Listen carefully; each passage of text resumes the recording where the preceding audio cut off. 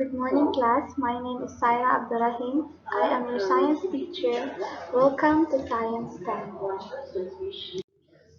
For our first lesson, we are going to talk about volcanoes.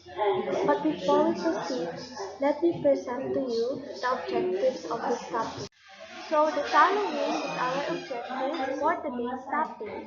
At the end of the class discussion, at least 75% of the students will be able to first, discuss what is a volcano.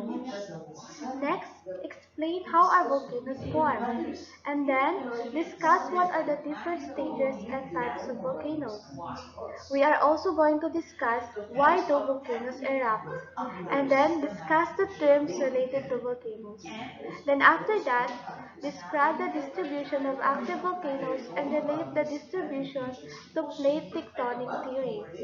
And then finally, analyze how should we prepare for disasters just like volcanic eruptions. Okay, so now let's proceed or let's start by discussing what is a volcano. So, volcano is a mountain that opens downward to a plume of molten rock below the surface of the earth. When pressure builds up, eruptions occur. Gases and rocks shoot up through the opening and spill over or fill the air with lava fragments. Eruptions can cause natural gas, lava flows, hot ash flows, mudslides, avalanche, falling ash, and floods. Volcano eruptions have been known to knock down entire forests. An erupting volcano can trigger tsunamis, flash floods, earthquakes, mudflows, and also rockfalls. Then now let's proceed to how are volcanoes formed. So volcanoes are formed when magma from within the Earth's upper mantle works its way to the surface. At the surface, it erupts to form lava flows and ash deposits. Over time, as the volcano continues to erupt, it will get bigger and bigger. Now let's proceed to the different stages of volcanoes. So what are the different stages of volcanoes? We have three. The scientists have categorized volcanoes into three main categories. So they are the active, dormant, and the extinct. When we say active, it is a volcano or a kind of volcano, a type of volcano which has recently erupted and there is a possibility that it may erupt soon. So the best example for that is the Taal volcano in Batangas. Next we have here a dormant volcano. It is the one which has not erupted in a long time but there is a possibility it can erupt in the future. An extinct volcano is one which has erupted thousands of years ago and there is no possibility or of eruption. So the world's largest active volcano is the Mauna Loa in Hawaii with 30,677 feet above sea level, and this active volcano is also taller than Mount Everest. So again, Mauna Loa in Hawaii is the world's largest active volcano. There are also three types of volcanoes. So kanina, discuss natin three stages of volcanoes. Now we are going to proceed with the three types of volcanoes. So we have the shield volcano, the cinder cone volcano, and lastly the stratovolcano. Shield volcano. Shield volcano is formed from many layers of runny lava. It is very wide but not too steep. It is the biggest type of volcanoes. So the example of shield volcano is the Mauna Kea in Hawaii, which is also the tallest mountain in the world. Shield volcano has a non-explosive eruption. Okay, so this is the Mauna Kea in Hawaii. This is an example of shield volcano. Cinder cone volcano. So cinder cone volcano is the most common and the smallest type of volcano. So yung kaninang shield volcano, yun yung biggest. Yung cinder cone naman, smallest type of volcano. Cinder cone volcano is made from pyroclastic material. Pyroclastic material are those materials that are shot out of a volcano. Cinder cone form a large crater and it has an explosive eruption. Okay, so this is an example of cinder cone volcano. So as you can see, when it explodes, it forms a large crater. So next we have the stratovolcano or composite volcano. So this is the last type of volcano we are going to discuss. Stratovolcanoes eruptions alternate between explosive and non-explosive. Sometimes they have running lava layers, other times they have pyroclastic materials form layers. Stratovolcano also have a wide base and steep sides. It also have a crater and the best example is the Mount Fuji. So this is the Mount Fuji. It is an example of stratovolcano or composite volcano which can be found in Japan. So now let's proceed to why do we have different types of volcanoes? So the process of magma formation is different at each type of plate boundary. Therefore, the composition of magma differs in each tectonic setting. Tectonic settings determine the types of volcanoes that form and the types of eruptions that take place. Why do volcanoes erupt? The Earth's crust is made up of huge slabs called plates, which fit together like a jigsaw puzzle. These plates sometimes move. The friction causes earthquakes and volcanic eruptions near the edges of the plates. The theory that explains this process is called the plate tectonic theory. Okay, so now we are going to discuss some other notable volcano eruptions. So Mount Fujiyama is the popular active volcano. It is also popularly known as Mount Fuji and it can be found in Japan. Mount Fujiyama, which last erupted in 1708, is incidentally the tallest mountain in Japan. So when you are visiting Tokyo now, the capital of Japan, look in the west on a clear day and you will be able to see Mount Fuji, an iconic volcano of Japan. Mount Fuji is 3,776 meters high and it is snow-clad throughout the year, with 5 lakes surrounding it. Currently in a state of dormancy, there has not been any eruption reported for more than 300 years. The last known eruption lasted for about 3 weeks during which it covered the surrounding villages with ash and cinders. Mount Fuji is now a popular tourist location with a large number of climbers actively scaling the mountaintop. Okay, so now let's discuss the two types of eruptions. So volcanoes have two types of eruptions. First, we have here the explosive.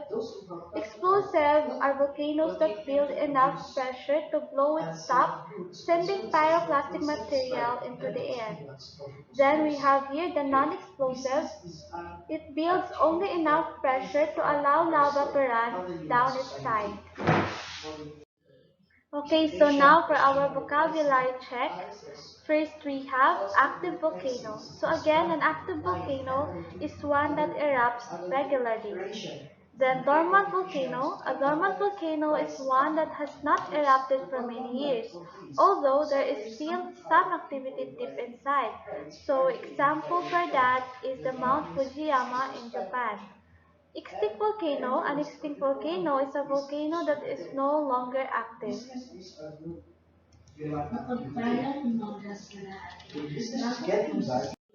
So we have another one here, ash. So when we say ash are very small fragments of lava or rock blasted into the air by volcanic explosions. So ashes are caused by volcanic explosions. Geysers. When we say geysers, these are the springs that throw boiling water high in the air. They are caused by volcanic heat warming trapped groundwater. Then we have here the magma. Magma is the liquid rock inside a volcano. Lava is the liquid rock that flows out of a volcano. Lava glows red hot to white hot as it flows.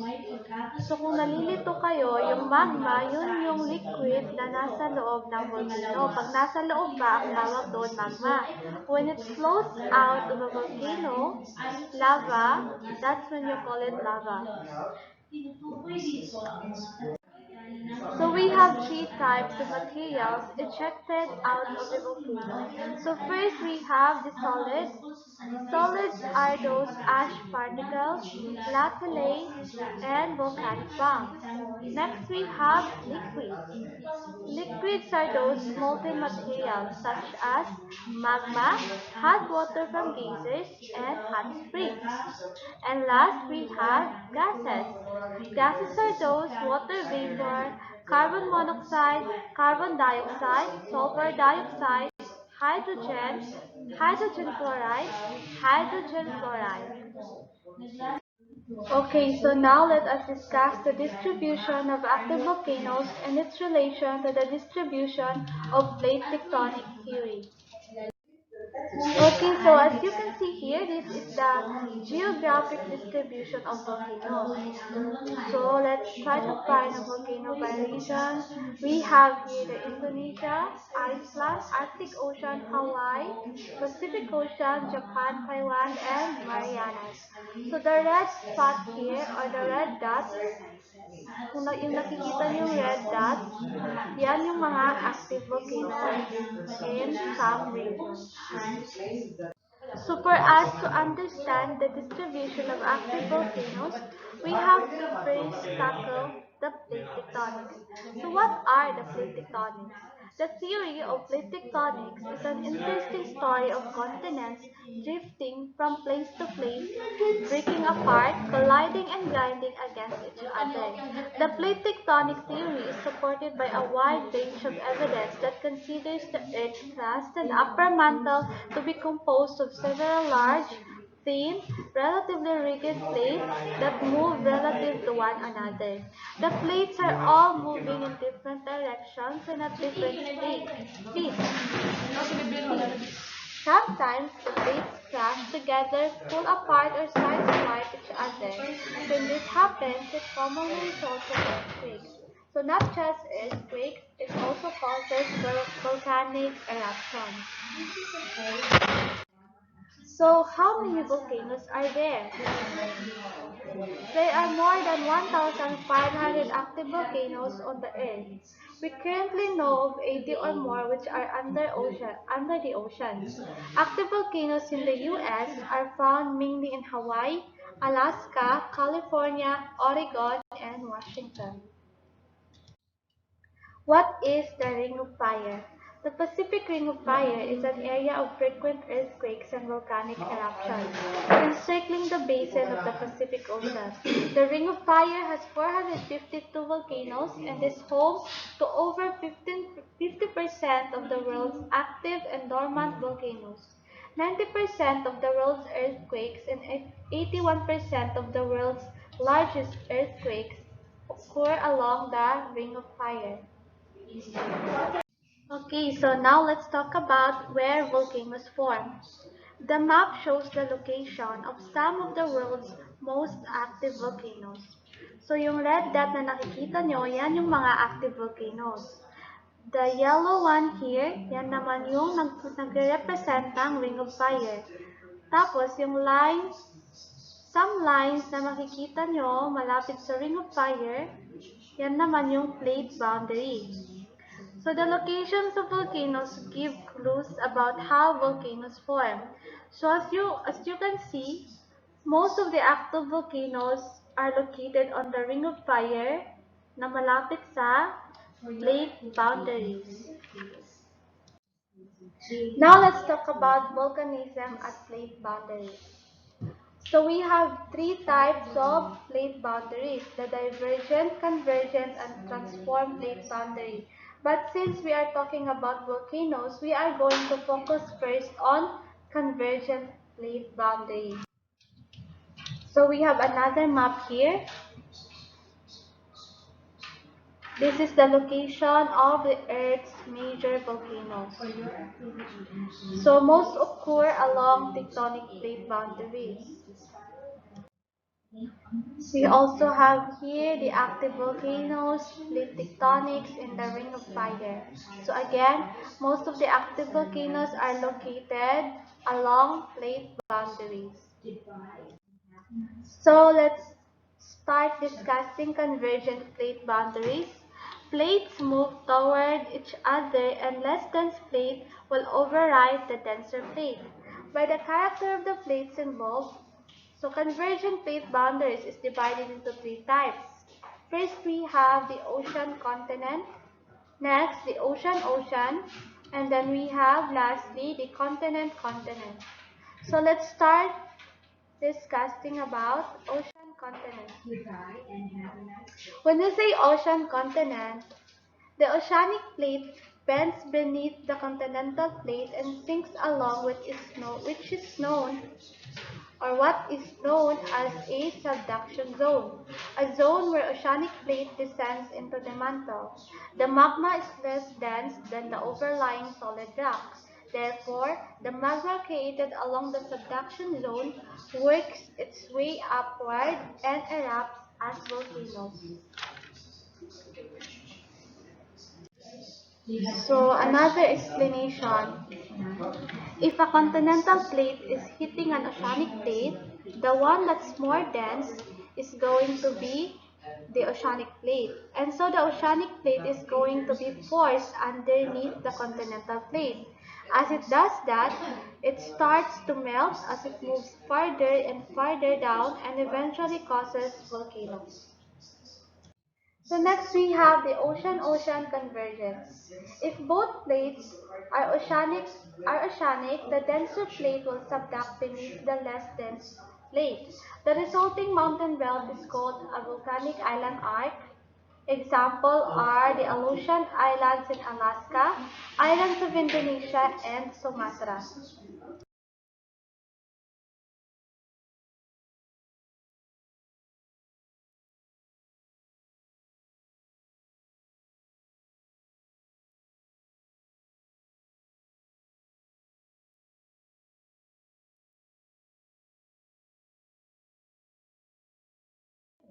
Okay, so now let's proceed with our next discussion, effects of volcano. So we have two kinds of effects of volcano. We have the positive effects and the negative effects. But let us start first with the positive effects. So first we have here ash add to the soil fertility or farming. So when that happens, the farmers benefit from the soil fertility. So next we have new minerals may be discovered and also it promotes tourism. So the best example for this is the Mount Fujiyama in Japan. Next, we also have here research and education purposes. And lastly, geothermal energy, which belongs to renewable energy. Now let's proceed to the negative effects of volcanoes. So of course, if there is a volcano, there is a possibility of volcanic eruptions. So first here we have loss of life. And then we also have loss of property or the economic loss. Economic loss. Let's proceed to its reasons. Next, we also have the air pollution, which caused by the ash, smoke, gases, acid rain, and etc. We also have the water pollution. Next, we have here the lahars, and then earthquakes. And of course, we also have here increase in temperature of the area. So did you understand the lesson? If yes, then let's have a quick review. So the first question, what are the three different stages of volcanoes? Again, what are the three different stages of volcanoes? If you answered active, dormant, and extinct, then you are right. Next question, what are the three types of volcanoes? So the three types of volcanoes, shield, cinder cone, and stratovolcano. Next question, what are the two types of volcanic eruptions? The two types of volcanic eruptions, explosive and the non-explosive. Next question, why do volcanoes erupt? Okay, so volcanoes erupt because of the plate movements that causes friction, and that friction causes volcanic eruptions.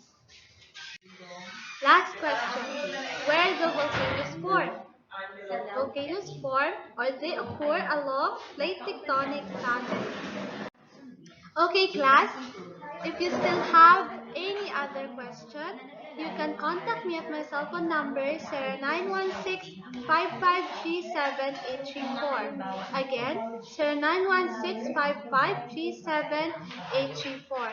Or you can visit our GAITF link, which you can see on screen. https://www.gaitf.com/elearning. So again, I am Saira A. Abdurrahim, the science teacher for Science 10, and that's the end of our class discussion. Have a good day. God bless.